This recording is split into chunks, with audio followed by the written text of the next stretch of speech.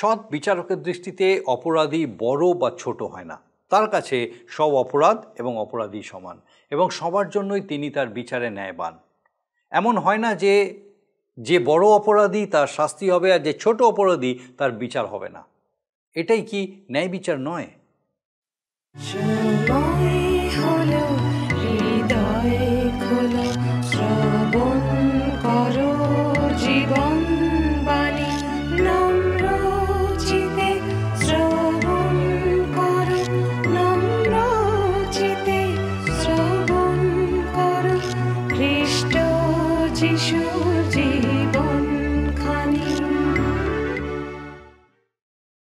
নমস্কার, জীবনবাণী অনুষ্ঠানে আপনাকে স্বাগত জানাই।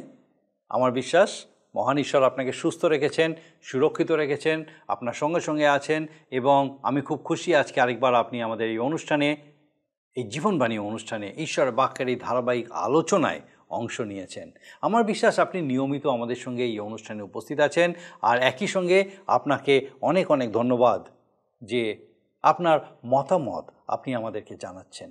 কিভাবে এই অনুষ্ঠানে ঈশ্বরের বাক্যের এই যে ধারাবাহিক আলোচনা আপনার সঙ্গে কাজ করছে বা আপনার জীবনে কাজ করছে, আপনার সঙ্গে কথা বলছে, কিভাবে আপনি ঈশ্বরের রব শুনতে পাচ্ছেন, কিভাবে আপনার জীবনে আপনি তা ব্যবহার করছেন। একই সঙ্গে কোনো বিষয় যদি আপনার প্রশ্ন থাকে আপনি আমাদেরকে জানাচ্ছেন। আমরা খুব খুশি যখন আপনি আমাদেরকে ফোন করেন আর আপনার এই বিষয় জানান, আপনার প্রার্থনার বিষয় জানান। আপনাকে বলি যে আপনার জন্য আমরা নিয়মিত প্রার্থনা করি। আসুন আজকে আমাদের অনুষ্ঠানের শুরুতেই একটা গানের মধ্যে দিয়ে আমরা ঈশ্বরের গৌরব করি।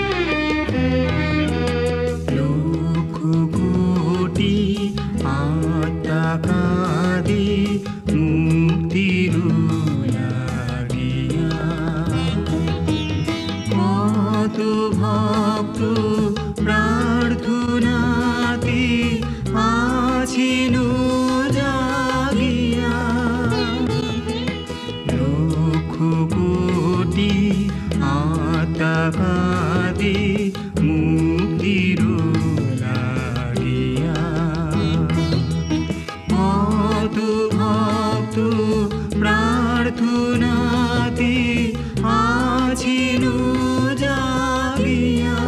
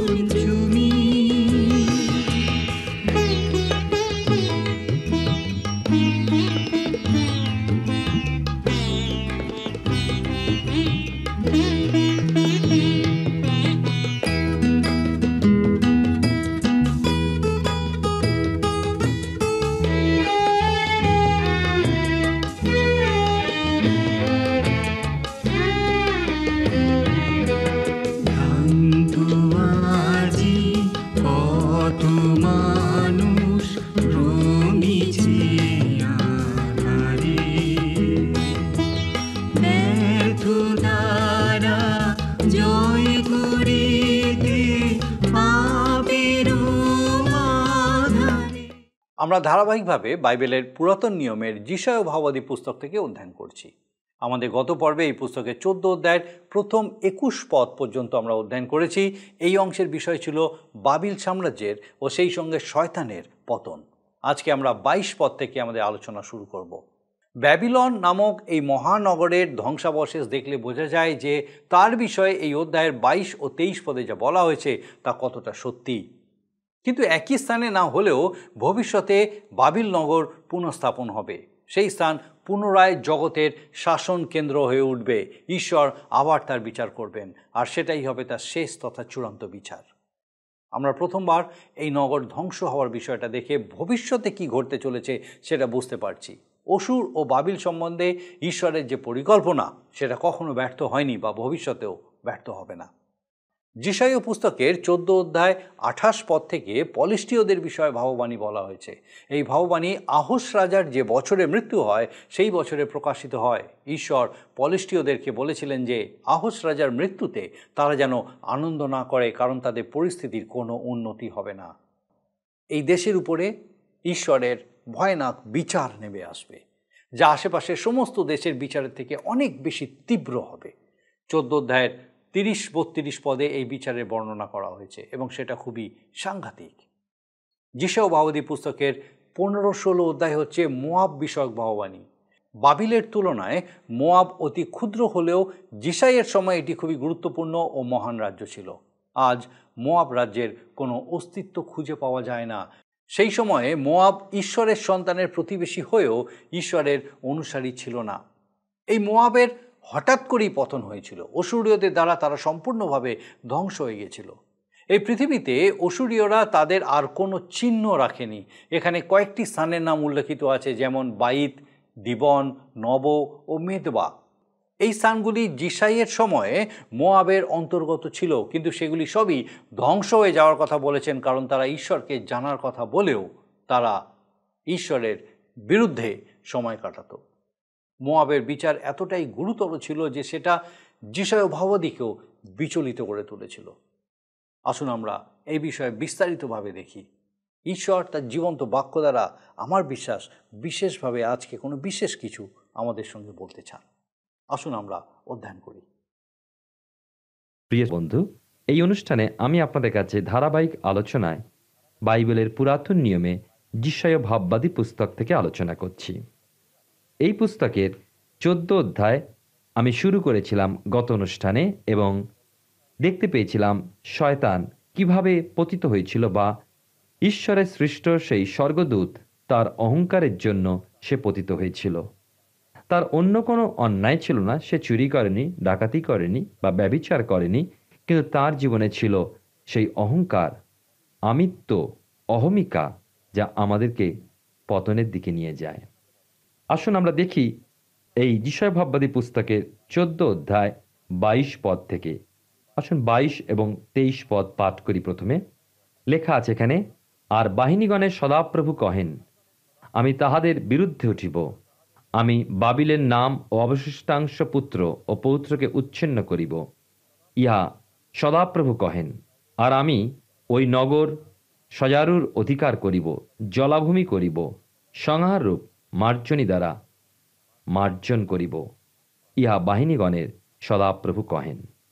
আপনারা যদি বাবিলের ভগ্ন অবস্থা দেখতে চান তাহলে অবশ্যই বুঝেছেন যে কি ভীষণভাবে ওই মহানগরী ধ্বংস হয়েছিল। বাবিলন কখনো মানুষের ঠাট্টা স্থান, তবে নূতন এক স্থানে বাবিলন গড়ে উঠবে।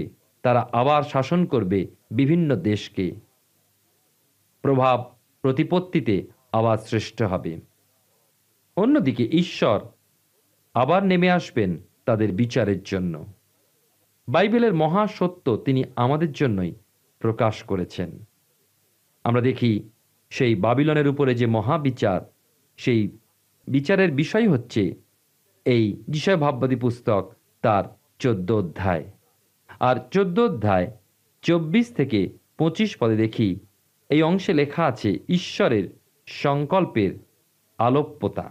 বাহিনীগণের সদাপ্রভু শপথ করিয়া বলিয়াছেন, অবশ্যই আমি যেরূপ সংকল্প করিয়াছি তদ্রূপ ঘটিবে। আমি যে মন্ত্রণা করিয়াছি তাহা স্থির থাকিবে। ফলত আমার দেশে অসূরীয়কে ভাঙিয়া ফেলিব, আমার পর্বতমালায় তাহাকে পদদলিত করিব। তাহাতে লোকদের স্কন্ধ হইতে তাহার জোয়ালি দূর হইবে এবং তাহাদের গ্রীবা হইতে তাহার ভার সরিয়া পড়িবে। আমরা দেখি যে অসূরীয়রা হচ্ছে উত্তর অংশের রাজ্য বা ইসরায়েলের উত্তর দিকে। আপনি যদি বাইবেলের শেষ দিকে মানচিত্র দেখেন তাহলে বুঝতে পারবেন এই অঞ্চলের রাজাই নেমে আসবে। আর দেখি বিশেষ করে এর পরের অংশে লেখা আছে 14 অধ্যায়, আমরা যদি বিশেষ করে 19 থেকে 27 পদের ভাববাণী আমরা দেখি তাহলে দেখব যে তা এখনো পূর্ণ হয়নি। তবে মনে রাখবে একটি কথা, তা অবশ্যই পূর্ণ হবে। ঈশ্বরের হাত যখন বিস্তারিত হয় তখন কেউ কি তার থেকে রক্ষা পেতে পারে? দেখুন 28 পদে, 27 এবং 28 পদে কি লেখা আছে? লেখা আছে, কারণ বাহিনীগণের সদাপ্রভুই মন্ত্রণা করিয়াছেন, কে তাহা ব্যর্থ করিবে? তাহারই হস্ত বিস্তারিত হইয়াছে, কে তাহা ফিরাইবে? ঈশ্বর কিছু মন্ত্রণা যখন করেন তা কখনো ব্যর্থ হয় না। মানুষের মন্ত্রণা ব্যর্থ হতে পারে, কিন্তু ঈশ্বরের মন্ত্রণা ব্যর্থ হয় না। এবারে আমরা 28 পদে দেখতে পাই যে পলেস্টিয়া বিষয়ক ভাববাণী। 28 পদে লেখা আছে, যে বৎসর আহস রাজার মৃত্যু হয় সেই বৎসরের এই ভাববাণী। এই পদ থেকে পলেস্টীয় বিষয়ক ভাববাণীর শুরু। আমরা দেখি যে উশীয় রাজার মৃত্যুর পর যিশাইয় এই সকল ভাববাণী প্রকাশ করেন। আপনাদের মনে আছে যে উশীয় রাজার পর আহস রাজা 16 বৎসর রাজত্ব করেন। মহাদুষ্ট, ঈশ্বরবিহীন ও ঈশ্বর বিদ্রোহী রাজা ছিলেন। তাঁর রাজত্বের শাসন প্রণালী দেখে আশা করতে পারেনি যে আহসের পর আবার তারা কখনো এক ঈশ্বর ভীরু ভালো রাজা পাবে। তবে পরে তারা ভালো রাজা পেয়েছিল। 29 পদে লেখা আছে, হে পলেস্টিয়া, যে দণ্ড তোমাকে প্রহার করিত তা ভগ্ন হইয়াছে বলিয়া সর্বসাধারণে আনন্দ করিও না। কেননা সেই মূল সর্প হইতে কেউটিয়া সর্প উৎপন্ন হইবে এবং জ্বলন্ত উড়ুক্ক সর্প তাহার ফল হইবে। দেখুন, বিশেষ করে আমি যে অংশটি পাঠ করলাম 29 পদ, এখানে দেখতে পাই যে আরও দুজন রাজা, অর্থাৎ ভালো রাজা তারা পেয়েছিল। তবে একটা কথা আমরা মনে রাখব, বিশেষ করে যে মানুষ পরিবর্তন আনতে পারে না, কখনোই পারে না। মানুষ চেষ্টা করতে পারে, আমরা বিভিন্নভাবে আমাদের নেতাকে পাল্টাই, পার্টিকে পাল্টাই, সংবিধান পাল্টাই, কিন্তু মানুষের রাজত্বে, মানুষের চেষ্টায় এই পৃথিবীতে কিন্তু শান্তি আসতে পারে না। ইসরায়েল রাজ্যে আমরা তাই দেখেছি যে রাজা শাউল থেকে আরম্ভ করে আহস পর্যন্ত আমাদের দেখিয়েছে যে যখনই ঈশ্বর ভীরু ও ঈশ্বরের বাধ্যজন রাজা হয়েছে, কিছুকালের জন্য শান্তি ও আনন্দ এসেছে। আবার রাজা পাল্টেছে, ঈশ্বরবিহীন লোক রাজা হয়েছে, দেশ নিরানন্দ, ভীতি, অভাব, অশান্তিতে ছেয়ে গেছে। আমাদের জীবনেও আমরা দেখতে পাই ঈশ্বরবিহীন ব্যক্তি উপযুক্ত নেতৃত্ব দান করতে পারে না। কিছুদিন মানুষকে সন্তুষ্ট রাখতে পারে, কিন্তু তা চিরস্থায়ী হয় না। আমরা দেখতে পাই আমাদের আলোচনায় যে ইসরায়েলের রাজতন্ত্রের পূর্বে যখন বিচারকর্তৃগণ রাজত্ব চালাতো, তখনও কিন্তু ওই একই অবস্থা আমরা দেখেছি।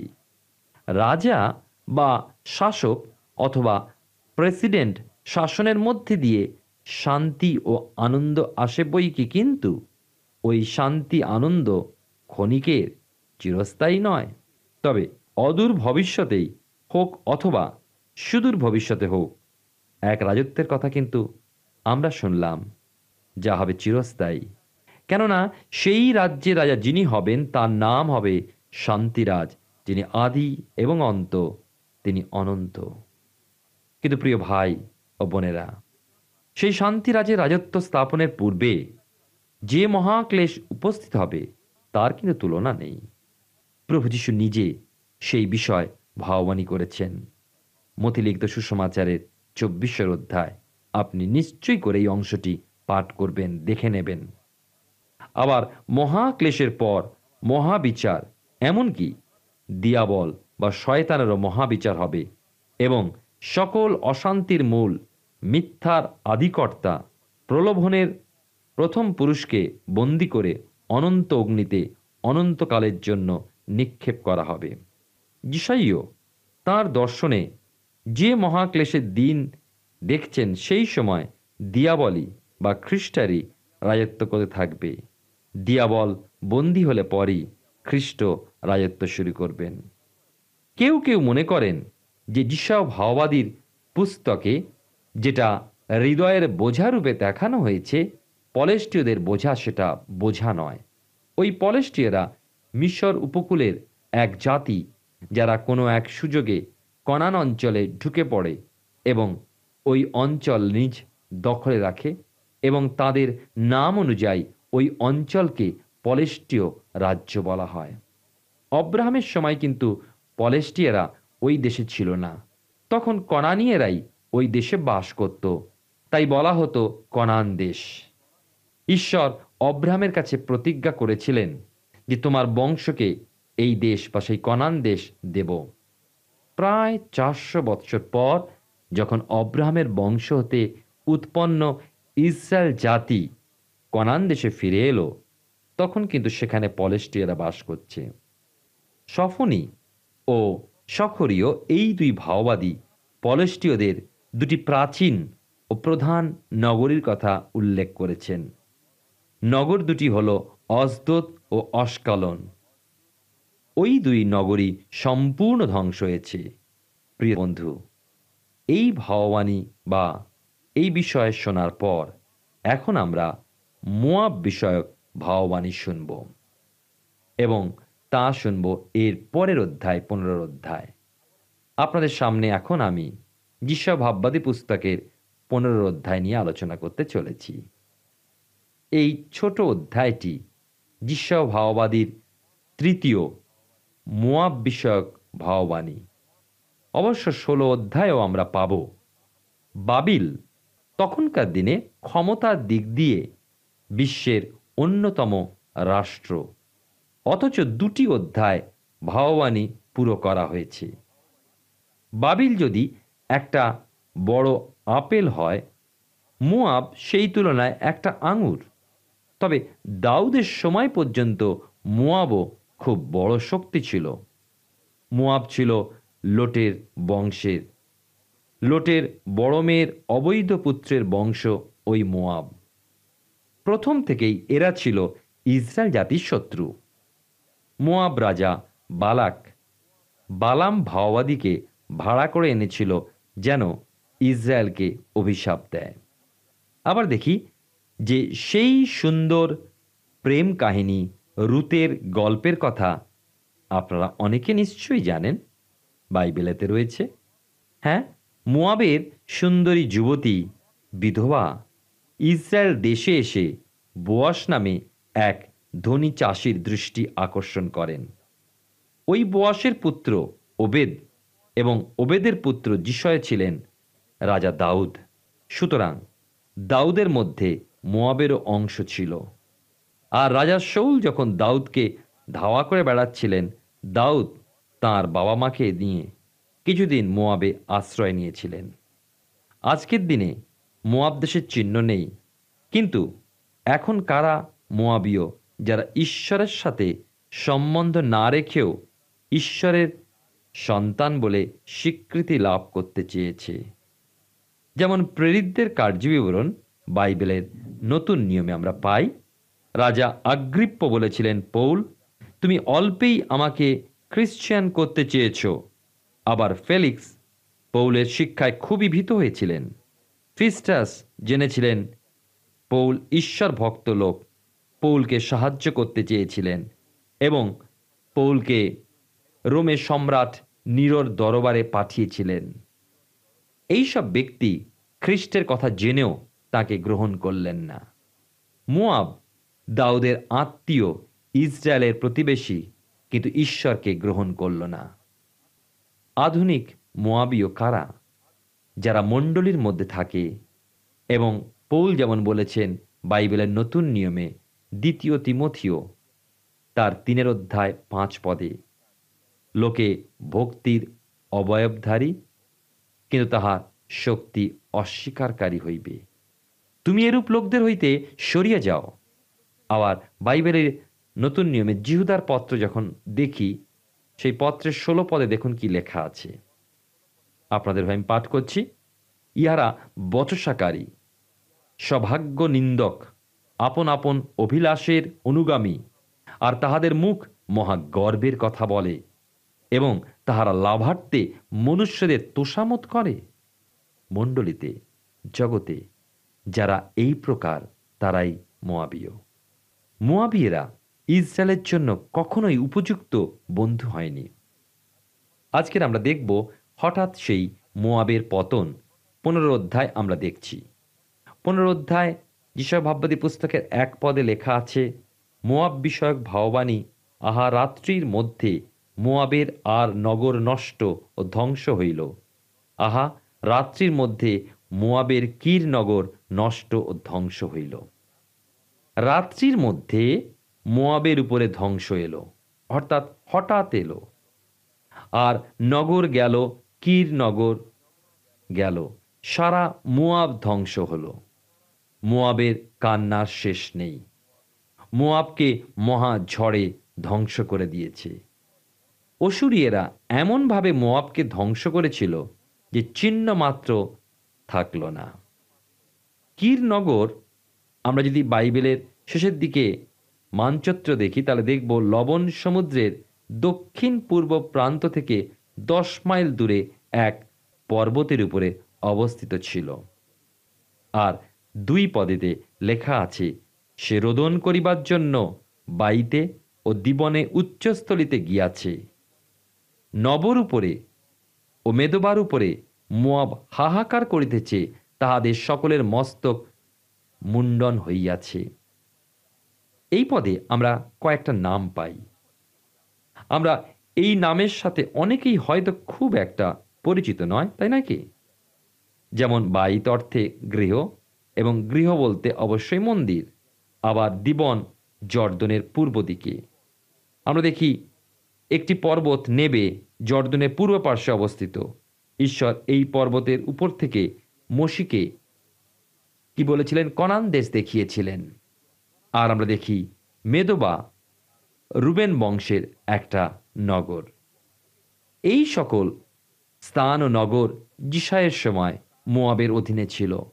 আর ওই সকল নগর ধ্বংস হলো, কেননা জীবন্ত ঈশ্বরকে জেনেও তারা নানা দেবদেবীর উপাসনা ও আরাধনা করত। 3 পদে দেখুন লেখা আছে, যিশয় ভাববাদী পুস্তকের 15 অধ্যায় 3 পদে, সড়কে সড়কে তাহাদের লোক চট পরিধান করিয়াছে, তাহাদের ছাদের উপরে চকের মধ্যে সমস্ত লোক হাহাকার করিতেছে, রোদন করিয়া যেন গলিয়া পড়িতেছে। বর্তমানকালে যদি আমরা জর্দনে যাই, দেখতে পাবো ওই দেশ একেবারে শুষ্ক, যেন রূঢ় বন্ধুর দেশ। এছাড়া ওই দেশে বড়ই দরিদ্র। দেশে ঘুরলে মনে হবে যে আজও দেশের উপর দিয়ে অভিশাপের ঝড় বয়ে চলেছে। আমরা এবারে দেখব শোয়ারের জন্য যিশয় ভাববাদীর প্রাণ কাঁদল। 5 পদে লেখা আছে, আমি আপনাদের কাছে 15 অধ্যায় যিশয় ভাববাদী পুস্তকের 5 পদ পাঠ করছি। মোয়াবের জন্য আমার হৃদয় ক্রন্দন করিতেছে, তাহার পলাতেকেরা শোয়ার পর্যন্ত ইগলত সলিসিয়া যাইতেছে, তাহারা রোদন করিতে করিতে লুহিতের আরোহণ পথ দিয়া উঠিতেছে, হরেনিয়মের পথে বিনাশসূচক আর্তনাদ করিতেছে। যদিও মোয়াব ইসরায়েলের সর্বকালীন শত্রু ছিল, কিন্তু মোয়াবের ভবিষ্যৎ দেখে যিশয় ভাববাদী প্রাণ কেঁদে উঠল। কেন ভাববাদী তাঁর দর্শনে দেখতে পেলেন মোয়াব ধ্বংসিত, কেবল ধুলা অবশিষ্ট। এর থেকেই আমরা জানতে পারি যে ঈশ্বরের ক্রোধ কি ভয়ঙ্কর ব্যাপার। তথাপি ঈশ্বর প্রেমময়, এবং এখনো যদি তারা ঈশ্বরের প্রতি ফেরে, ঈশ্বর তাদের প্রতি করুণা করবেন। প্রিয় শ্রোতা বন্ধু, আজও আমরা যখনও ঈশ্বর থেকে দূরে চলে যাই, তথাপি ঈশ্বর তার দয়া, অনুগ্রহ, করুণায় তার কাছে ফিরে আসবার আমাদেরকে সুযোগ দান করেন। যেমনভাবে যুগে যুগে ইতিহাসে তিনি সকল মানুষকে সুযোগ দিয়েছেন, আজও তিনি আমাকে এবং আপনাকে সুযোগ দিয়েছেন। আসুন সেই প্রেমময় ঈশ্বরের হাতে নিজেকে সমর্পণ করি, ঈশ্বরের সেই মহা করুণার হাতে সমর্পিত হয়ে ঈশ্বর আপনার জীবনে মঙ্গল নিশ্চয়ই করবেন। আমরা যিশায় ভাববাদী পুস্তক থেকে ধারাবাহিকভাবে অধ্যয়ন করছি। আমার বিশ্বাস মহান ঈশ্বর বিশেষভাবে আপনার সঙ্গে কথা বলছেন। ঈশ্বর এক এক করে ইসরায়েল দেশের আশেপাশের এবং নিকটস্থ দেশগুলির বিচার করেছিলেন, কিন্তু যেরকম বাবিলের মতো বৃহৎ একটি শক্তির বিচার করেছিলেন, তেমনি তিনি মোয়াবের মতো ক্ষুদ্র রাজ্যেরও বিচার করেছিলেন। মোয়াব এমন একটি জাতি ছিল যারা ভান করত যে তারা সত্য ঈশ্বরের আরাধনা করত, কিন্তু প্রকৃতপক্ষে তারা ঈশ্বরের বিপরীতে, ঈশ্বরের বিরুদ্ধে বিভিন্ন অন্য কিছুর আরাধনা করত। মোয়াবের উপরে তার বিচার নেমে এসেছিল অসুরীয়দের মাধ্যমে। তারা তাদের এমনভাবে ধ্বংস করে ফেলেছিল যে আজও তাদের কোনো অস্তিত্ব খুঁজে পাওয়া যায় না। মোয়াব ইসরায়েলের শত্রু ছিল এবং ঈশ্বর তাদের বিচার করেছিলেন, কিন্তু তাদের জন্য যিশায় ভাববাদীর হৃদয় অত্যন্ত বিচলিত হয়ে পড়েছিল। আমরা এই অধ্যায়ে এইরকমই কথা তাকে বলতে শুনেছি। যিশায় পুস্তকের 16 অধ্যায়ের বিষয়বস্তু হলো মোয়াবের জন্য ঈশ্বরের চূড়ান্ত করুণার প্রস্তাব, যা আমরা আমাদের পরের পর্বে অধ্যয়ন করব। আসুন এখন প্রার্থনায় যাব, আর আমি চাইব আপনি আমার সঙ্গে যোগ দিন। আসুন প্রার্থনা করি। স্বর্গীয় পিতা, তোমার ধন্যবাদ, তোমার স্তুতি করি প্রভু, যে তুমি মহান সর্বশক্তিমান ঈশ্বর, কিন্তু তুমি আমাদের সহায় সহবর্তী ঈশ্বর। আমাদেরকে কখনো তুমি ছেড়ে দাও না, আমাদেরকে কখনো তুমি নষ্ট হতে দিতে দাও না। স্বর্গীয় পিতা, ধন্যবাদ দিই, তোমার জীবন্ত বাক্য আমাদেরকে প্রতিনিয়ত সচেতন করে যেন আমরা তোমাতে স্থির থেকে তোমার গৌরব করতে পারি। ধন্যবাদ দিই আমাদের প্রত্যেক দর্শক বন্ধুর জন্য। আরেকবার পিতাগো, তোমার এই জীবন্ত বাক্য দ্বারা তুমি তাদের সঙ্গে কথা বললে। বিশেষ করে প্রার্থনা করি প্রভু, এই সময় আমাদের সেই প্রত্যেক দর্শক বন্ধুর জন্য, যদি কেউ এই সময় পিতাগো অসুস্থ আছেন কোনো কারণে, জানি না কি অসুস্থতা হতে পারে, কিন্তু হতে পারে দুরারোগ্য, হতে পারে কষ্টকর, অত্যন্ত ব্যথা যন্ত্রণার মধ্যে আছেন, প্রার্থনা করি প্রভু তোমার পবিত্র পরাক্রমে, তোমার সেই অনুগ্রহের হাত তুমি তাদের উপরে রাখো। সেই অসুস্থ শরীর যেন তোমার অনুগ্রহে তোমার আরোগ্যতা লাভ করতে পারে। ও প্রভু, তুমি কৃপা করো এবং তোমার দয়ায় তোমাতে স্থির থেকে থাকতে পারে প্রভু, যে তুমি তাকে ছেড়ে দাওনি, তুমি তার সঙ্গে আছো এবং তোমার অনুগ্রহ তার জন্য যথেষ্ট এই পরিস্থিতির মধ্যে দিয়ে চলার জন্য। প্রভু, তুমি কৃপা করো। আমাদের সেই প্রত্যেক দর্শক বন্ধু, তাদের পরিবার পরিজন প্রত্যেককে তোমার পবিত্র পরাক্রমে তোমাতে সুস্থির রাখো, তোমার পবিত্র আত্মার সুরক্ষায় সুরক্ষিত রাখো। প্রত্যেকের সকল ভার নাও, তোমার যিশু নামে ভিক্ষা দয়া করে শ্রবণ ও গ্রহণ করো। আমেন। ঈশ্বরের বাক্য আমাদের সঙ্গে কথা বলে, তার ইচ্ছা উদ্দেশ্য আমাদের জীবনের জন্য প্রকাশ করে। কীরকম জীবন তিনি আমাদের জন্য রেখেছেন এবং সেই জীবনে কীভাবে এগিয়ে চলতে হবে সেই বিষয়ে আমাদেরকে সচেতন করে। আমার বিশ্বাস এইভাবেই আপনি আমাদের সঙ্গে এই জীবনবাণী অনুষ্ঠানে উপস্থিত থাকবেন, যখন আমাদের জীবনের জন্য এই বিশেষ বিষয়গুলো প্রত্যেক মুহূর্তে আমরা উপলব্ধি করতে সমর্থ হব। ঈশ্বর আপনার মঙ্গল করুন। প্রিয় বন্ধু, আসুন আমরা আজকের প্রশ্ন উত্তরে আসি। গতকালের প্রশ্নের উত্তর অপশান সি, উষানন্দন। আজকের প্রশ্ন, শয়তান পতিত হওয়ার কারণ কি? অপশান এ অবিশ্বাসী, বি কুৎসিত, সি শত্রুতা, ডি অহংকার। প্রিয় বন্ধু, এই প্রশ্নের উত্তর আগামীকাল সন্ধ্যা 6টার মধ্যে option A, B, C, D সহকারে আপনার নাম ও সম্পূর্ণ ঠিকানা সহ 9433497235 এই নম্বরে SMS বা হোয়াটসঅ্যাপে পাঠাবেন। যদি আপনার এই অনুষ্ঠান ভালো লেগে থাকে তাহলে এই নম্বরে একটি মিসড কল করুন, তাহলে আপনি পরের বারে বিজয়ী হতে পারেন।